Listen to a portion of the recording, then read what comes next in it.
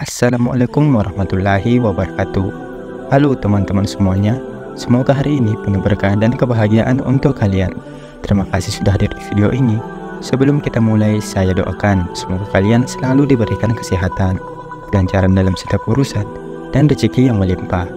Yuk kita sama-sama belajar dan berbagi inspirasi hari ini. Jangan lupa untuk subscribe dan share video ini agar kita terus berbagi kebaikan dan inspirasi setiap harinya.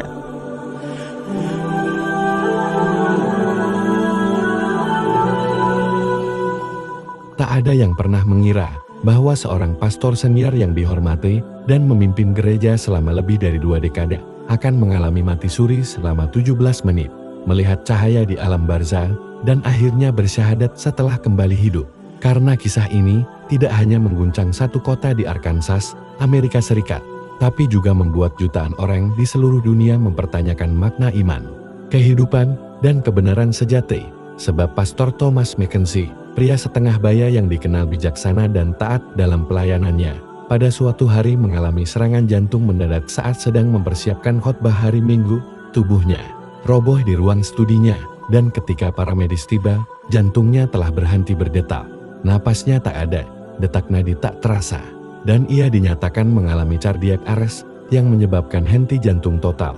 Namun ketika tim medis mencoba segala cara untuk menghidupkannya, termasuk dengan alat kejut jantung defibrilator dan CPR berulang kali, detak jantungnya baru kembali setelah 17 menit.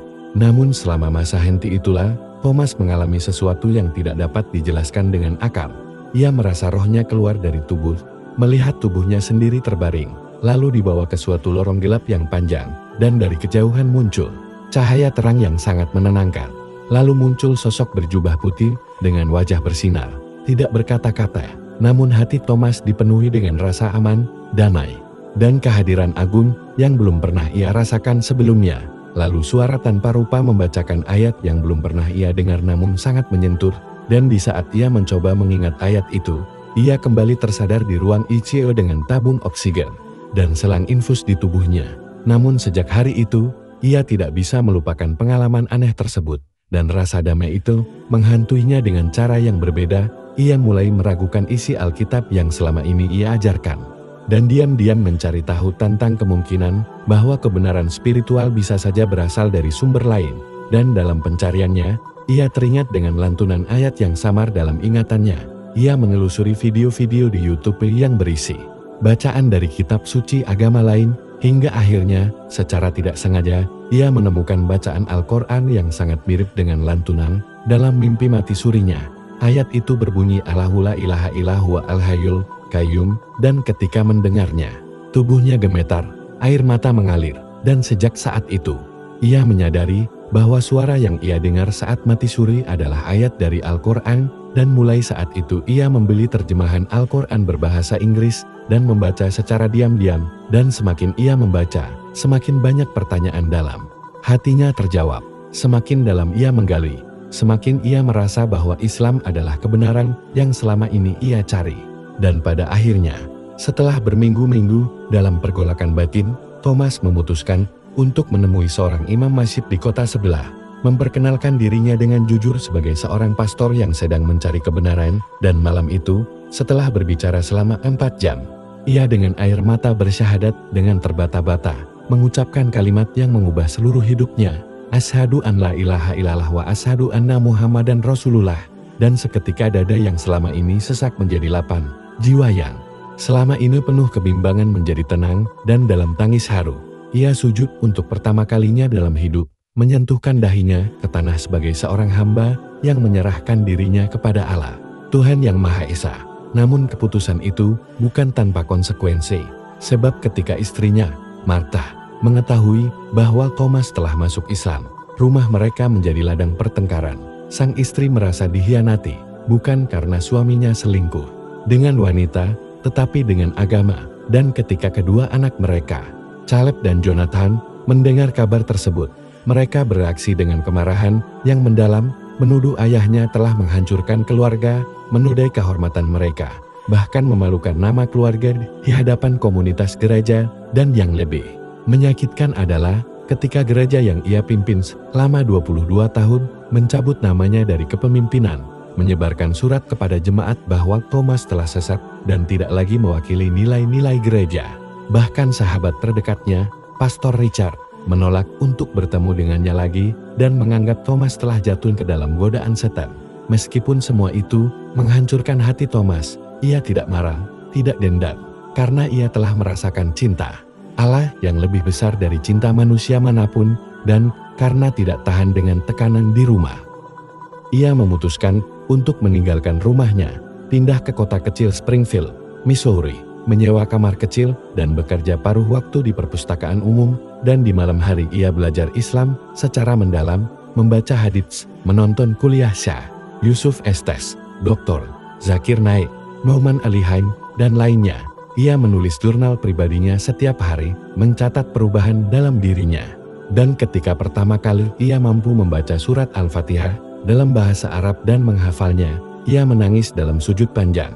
Merasa untuk pertama kalinya ia benar-benar berbicara dengan Tuhan, bukan sekadar membaca ritual. Dan di waktu subuh, ia sering keluar rumah hanya untuk melihat langit dan mengucap syukur karena masih diberi kesempatan hidup setelah mati, dan mimpi-mimpinya tidak berhenti.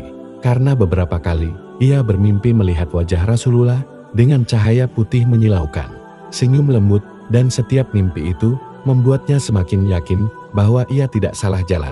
Meskipun dunia menganggapnya gila, dan dalam 1 tahun, Thomas menjadi anggota aktif komunitas Muslim, mengajar anak-anak imigran membaca Al-Quran dalam bahasa Inggris, membantu lansia yang ingin belajar dasar-dasar Islam, dan perlahan mulai dikenal di komunitas Muslim karena kebaikannya dan kisahnya yang menyentuh hati. Hingga suatu hari, seorang pemuda merekam kisah Thomas di masjid dan mengunggahnya ke YouTube dengan judul Pastor Masuk Islam Setelah Mati Suri, dan video itu viral, ditonton lebih dari 5 juta kali dalam sepekan, dan ribuan orang dari berbagai negara menghubungi Thomas lewat email, mengucapkan syukur, bahkan minta didoakan agar diberi hidayah. Dan tak sedikit pula orang yang tadinya ragu terhadap Islam mulai tertarik karena kisah nyata tersebut, dan Thomas mulai diundang ke berbagai kota untuk berbagi kisahnya, tampil dalam konferensi Islam di Chicago, Dallas, bahkan Kanada.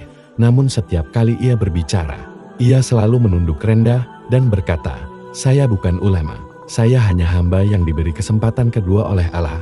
Dan dari sana ia mulai menulis buku berjudul 17 Minutes with the Truth, atau 17 menit bersama kebenaran, yang dalam 3 bulan pertama terjual lebih dari 100.000 eksemplar dan diterjemahkan ke dalam 6 bahasa, dan banyak pembaca menyebut buku itu sebagai titik balik hidup mereka. Bahkan beberapa pendeta lain menghubungi Thomas secara diam-diam untuk berdiskusi tentang Islam, dan ada di antara mereka yang akhirnya juga bersyahadat secara rahasia. Dan puncak kebahagiaan Thomas terjadi ketika ia mendapat kesempatan untuk berangkat umrah, berdiri di depan Ka'bah untuk pertama kalinya, melihat dengan mata sendiri rumah Allah yang selama ini hanya ia dengar dari YouTube dan buku. Dan di sana ia menangis hingga tubuhnya gemetar, memeluk jamaah lain yang tidak ia kenal, karena merasa seluruh perjalanan hidupnya, dari mati suri, ditolak keluarga, diusir gereja, hingga akhirnya berada di Mekah, adalah bukti nyata bahwa Allah tidak pernah meninggalkan hambanya yang mencari kebenaran. Dan ketika ia kembali ke Amerika, ia tidak lagi takut pada hinaan atau pengucilan, karena hatinya telah penuh dengan cahaya iman yang tak bisa dipadamkan oleh apapun. Dan suatu hari, ia pulang ke kota asalnya untuk pertama kalinya, berdiri di luar gereja lamanya tanpa dendam, hanya mendoakan para jemaat agar diberi petunjuk seperti dirinya. Dan di tangannya, ia membawa 2 mushaf kecil, 1 untuk Caleb dan 1 untuk Jonathan. Lalu meletakkannya di depan pintu rumah lamanya dengan secarik catatan kecil. "Ayah tidak pernah berhenti mencintai kalian. Jika suatu hari kalian ingin mencari kebenaran, bacalah ini."